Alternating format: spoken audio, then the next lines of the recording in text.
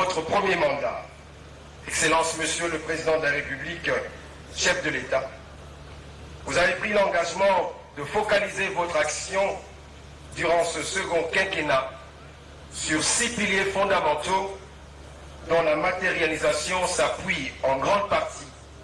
sur la modernisation des infrastructures. C'est dans cet ordre d'idées que votre gouvernement a procédé le 14 mars 2024 à la signature du 5e avenant de la Convention de collaboration du programme sino-congolais en vue d'en rééquilibrer les dividendes et accroître le bénéfice pour notre pays et son peuple. Pour mémoire, la République démocratique du Congo avait négocié en 2008 un contrat avec le groupement d'entreprises chinoises GEC en sigle,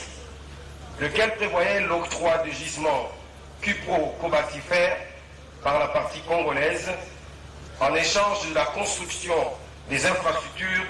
en République démocratique du Congo par la partie chinoise. Ce partenariat avait abouti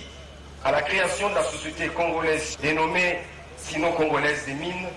SICOMINE en sigle,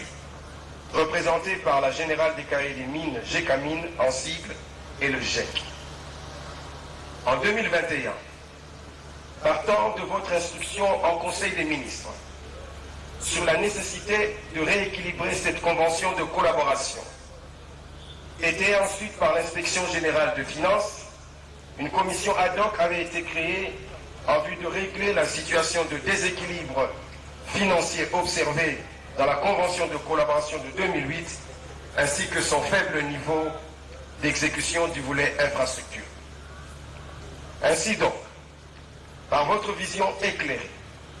vous avez pu obtenir un rééquilibrage des avantages liés à ce partenariat en le rendant gagnant-gagnant entre les deux parties et en revoyant à la hausse le montant d'investissement pour les infrastructures qui passe alors de 3 à 7 milliards de dollars américains, sans compter les autres avantages fiscaux, commerciaux et financiers obtenus sur lesquels je ne saurais pas me pencher à cette occasion. Excellence, Monsieur le Président de la République, chef de l'État, dans la gestion de ces avantages retrouvés grâce à ce rééquilibrage dans la Convention de collaboration RDC-Chine, le gouvernement de la République a décidé d'allouer